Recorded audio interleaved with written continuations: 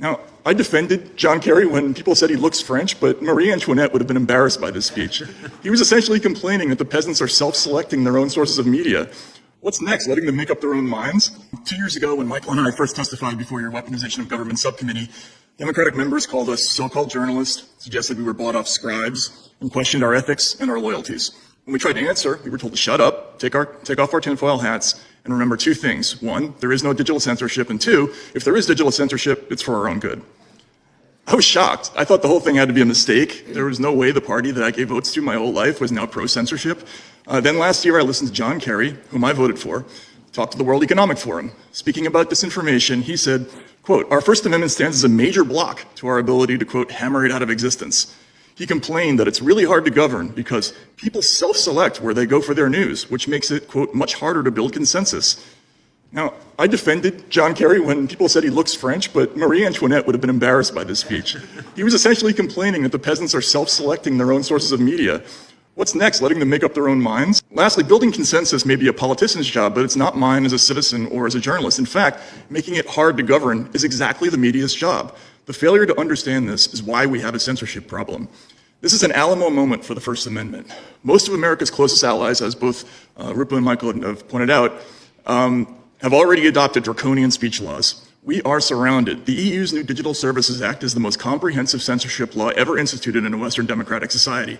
Ranking Member Raskin, you don't have to go as far as Russia or China to find people jailed for speech. Our allies in England now have an online safety act which empowers the government to jail people for nebulous offenses like false communication or causing psychological harm. Germany, France, Australia, Canada, and other nations have implemented similar ideas.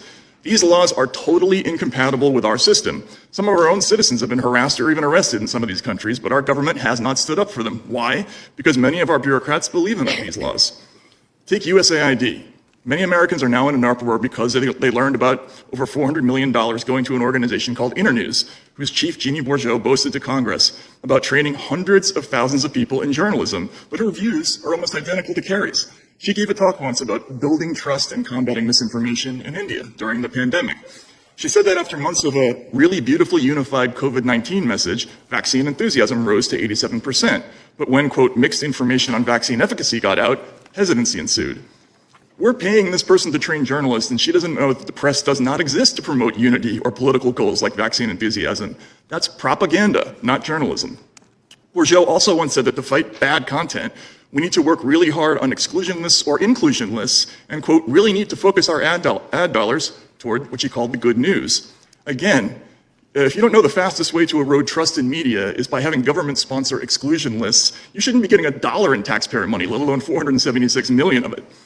And USAID is just a tiny piece of the censorship machine Michael and I saw across that long list of agencies. Collectively, they've bought up every part of the news production line: sources, think tanks, research, fact-checking, anti-disinformation, commercial media scoring, and when all else fails, straight-up censorship. It is a giant closed messaging loop whose purpose is to transform the free press into exactly that consensus machine.